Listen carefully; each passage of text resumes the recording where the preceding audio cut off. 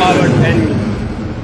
টানা কয়েকদিনের হামলা পাল্টা হামলার পর যুদ্ধবিরতিতে সম্মত হয়েছে ভারত ও পাকিস্তান। দুই দেশই যুদ্ধবিরতির বিষয়টি নিশ্চিত করেছে। যুদ্ধবিরতিটি তাৎক্ষণিকভাবে কার্যকর হবে জানিয়েছে পাকিস্তানের পররাষ্ট্রমন্ত্রী ইসাক দার। তিনি বলেছেন, পাকিস্তান সবসময় এই অঞ্চলের শান্তি ও নিরাপত্তার জন্য সংগ্রাম করেছে, তবে এক্ষেত্রে আমরা আমাদের সার্বভৌমত্ব ও অখণ্ডতা নিয়ে কখনো আপোষ করিনি।